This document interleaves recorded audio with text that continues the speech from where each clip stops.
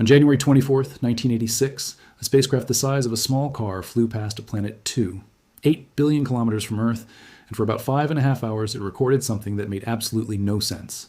Its instruments detected a belt of radiation so powerful, so far beyond anything scientists had calculated should be possible around that planet, that researchers looked at the numbers, checked them again, and simply could not explain them.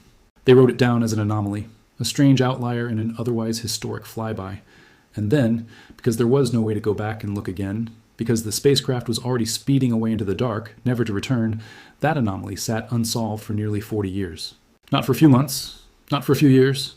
For 4 decades, some of the sharpest minds in planetary science quietly carried around a question they could not answer. What could possibly have supercharged that planet's radiation belt to levels that defied every model they had? The spacecraft was Voyager 2. The planet was Uranus. And in February of 2026, almost exactly 40 years after that flyby, scientists finally think they know what happened. What they found does not just solve one old mystery.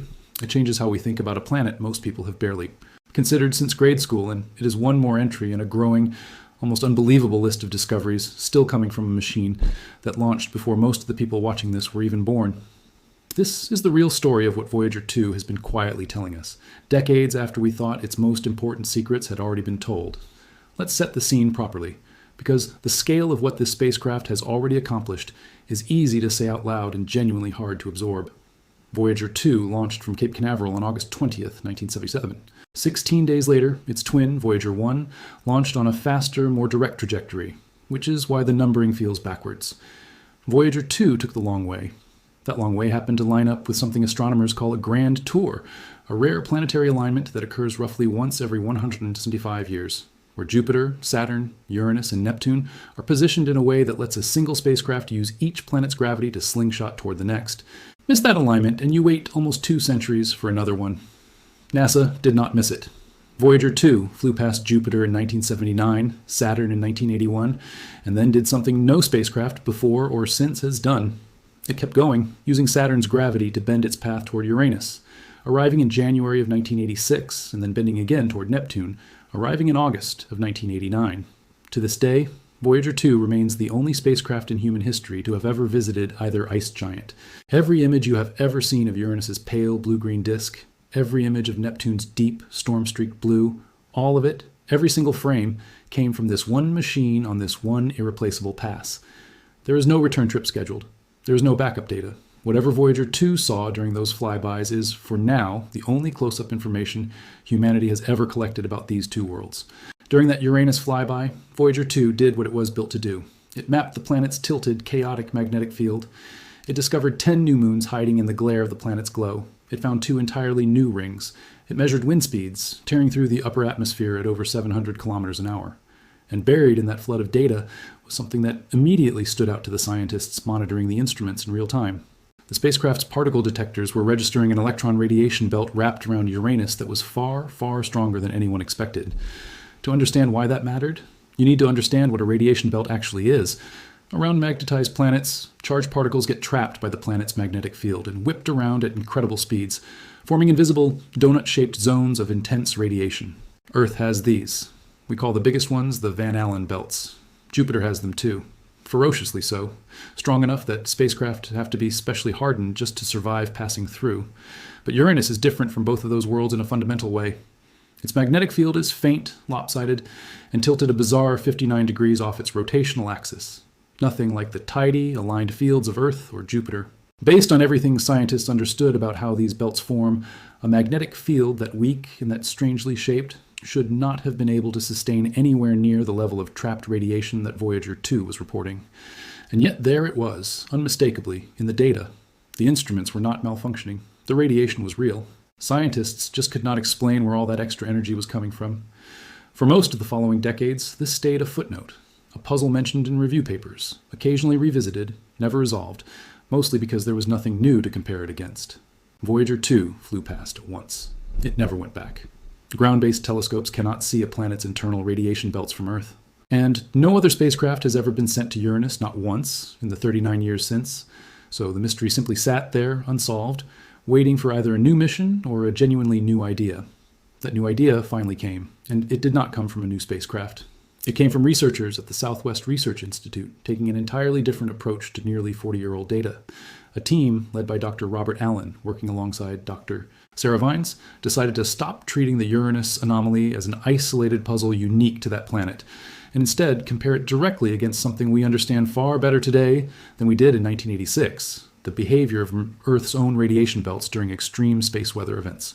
In the decades since Voyager 2's flyby, our understanding of how the Sun interacts with planetary magnetic fields has advanced enormously, largely because we have spent 40 more years watching it happen to our own planet in real time with modern instruments.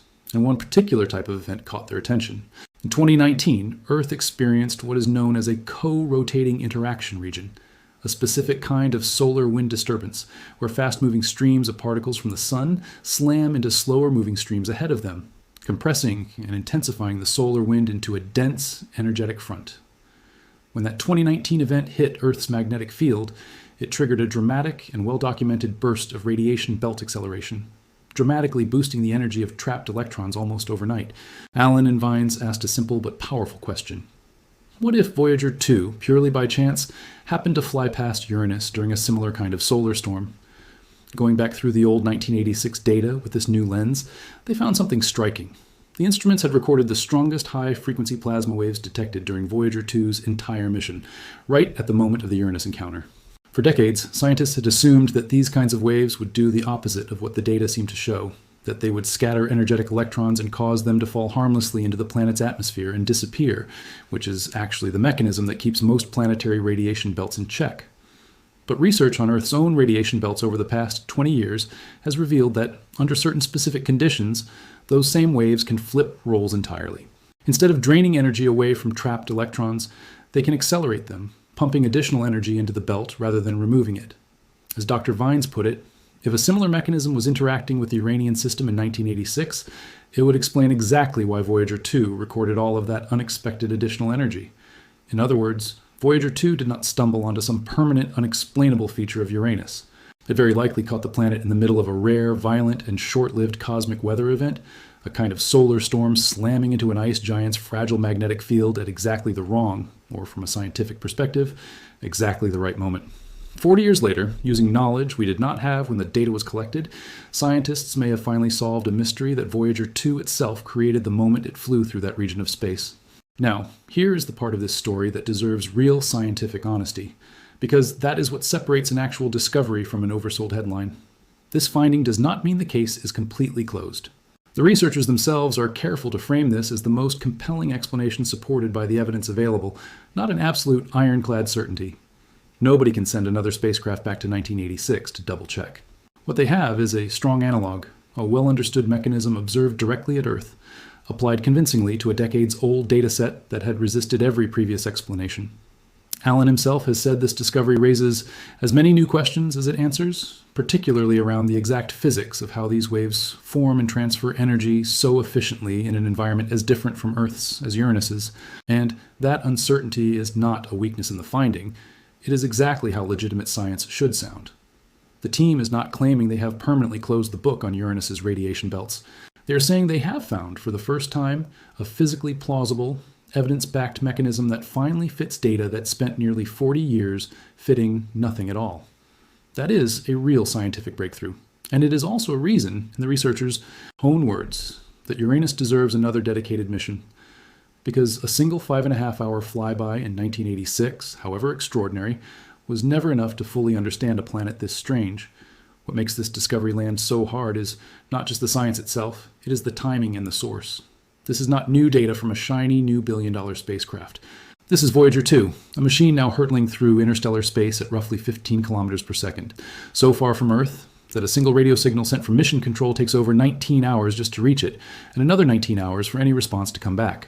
Voyager 2 crossed the boundary of our solar system's protective bubble, the heliosphere, and entered true interstellar space back in November of 2018, becoming only the second human-made object in history to do so, following its twin, Voyager 1, by 6 years. As of today, Voyager 2 sits more than 21 billion kilometers from Earth, drifting through the space between stars, carrying humanity's message in the form of the Golden Record, that iconic collection of sounds, images, and greetings assembled, in case it is ever found by another form of intelligence. Its power source, a set of radioisotope thermoelectric generators fueled by decaying plutonium, has been slowly and steadily losing strength since the day it launched, roughly halving in output every 87 years. To stretch its scientific life as far as humanly possible, NASA has been carefully, deliberately shutting down instruments one at a time. The Plasma Science instrument was powered down in October of 2024, specifically to conserve energy for the remaining 4 working instruments. Every single decision made about Voyager 2 today is a trade-off, a calculation about which whispers of data are worth the dwindling watts of power left to send them home.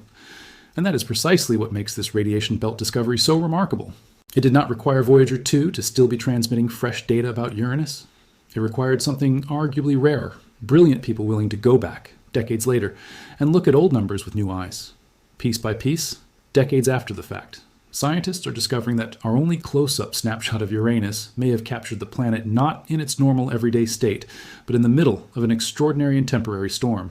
Which means everything we thought we understood about typical conditions at Uranus, based on that single flyby, may need to be reconsidered. There is something almost poetic about a spacecraft that is currently exploring the emptiness between stars, still 40 years after the fact, teaching us new things about a planet it visited for less time than most people spend on their commute to work. Voyager 2 was never designed to solve this particular mystery. It simply flew through, took its measurements exactly as instructed, and moved on toward Neptune, and then toward the edge of everything. It had no way of knowing that the strange numbers ticking through its instruments that January day would sit unexplained in scientific journals for the better part of 4 decades, waiting for a generation of scientists not even born yet to develop the tools and the knowledge needed to finally make sense of them. And it is not finished. Voyager 2's 4 remaining instruments continue collecting data about cosmic rays, magnetic fields, and the strange plasma environment of true interstellar space, an environment no other operational spacecraft has ever directly sampled. NASA engineers currently estimate that, if nothing unexpected fails first, Voyager 2 could continue sending back at least some scientific data into the early 2030s, nearly 55 years after launch, a lifespan that borders on the unbelievable for a machine built with 1970s technology, using less onboard computing power than a modern key fob. So where does that leave us? A planet most people can barely picture correctly finally has a real, physically grounded explanation for a radiation anomaly that baffled scientists for almost 40 years. A spacecraft older than most of its own mission scientists is still, quietly, reshaping our understanding of the solar system from over 21 billion kilometers away. And the very same data that seemed exhausted decades ago, picked apart and published and filed away, is turning out to hold secrets that simply required better questions and a little more patience to unlock. Uranus, once dismissed by casual observers as the punchline planet, the boring blue-green ball nobody bothered to revisit, is looking more and more like a world scientists genuinely do not fully understand yet, one that experienced a violent, fleeting cosmic storm at the exact moment we happen to be watching. And that deserves, in the words of the researchers themselves, a mission of its own. Voyager 2 was never supposed to be finished, teaching us things. Nearly 50 years into its journey, it still isn't. And somewhere in the mountain of data it has already sent home, decades before we developed the tools to fully understand it, there may be more mysteries just like this one, quietly waiting for the right scientist to look again. If this story blew your mind even a little, hit subscribe, because the universe still has secrets buried in data we already have, and we're only just beginning to find them.